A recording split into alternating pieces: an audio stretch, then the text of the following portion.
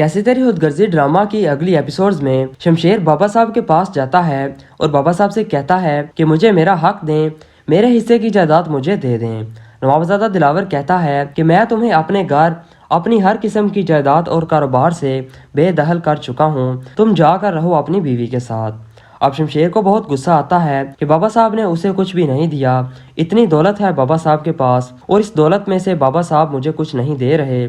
अब शमशेर बाबा साहब के मुखालिफिन के पास जाता है और उनसे कहता है कि मुझे बाबा साहब से अपना हक चाहिए, इस सिलसिले में आप लोग मेरी क्या मदद कर सकते हैं।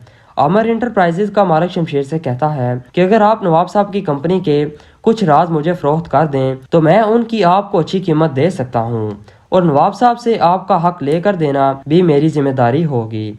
शमशेर पहले तो सोचता है कि वो बाबा साहब को नुकसान नहीं पहुंचा सकता, लेकिन फिर शमशेर को ख्याल आता है कि जब बाबा साहब मुझे सड़क पर ले आए हैं और मुझे अपनी जायदाद में से कुछ भी नहीं दे रहे तो मुझे तो कुछ करना पड़ेगा।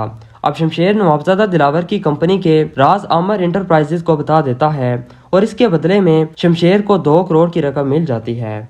अब आमर इंटरप्राइजेज का मालिक शेरू को 50 लाख रुपए देता है और उससे कहता है कि नवाब साहब के ऑफिस से उनका लैपटॉप चोरी करके मुझे दो ताकि मैं उस लैपटॉप में से अहम मालूमात निकाल सकूं। अब शेरू नवाब साहब का लैपटॉप चोरी करने लगता है, लेकिन नवाबजादा दिलावर शेरू को पकड़ लेता है और उससे पूछता है कि तुम किसके कहने पर यह सब कुछ कर रहे हो। शेरू नवाब साहब को सब कुछ सच सच बता देता है। नवाबजादा दिलावर शेरू से कहता है कि मुझे तुमसे इस हरकत की बिल्कुल उम्मीद नहीं थी, तुमने 50 लाख की खातिर मुझे इतना बड़ा धोखा दिया।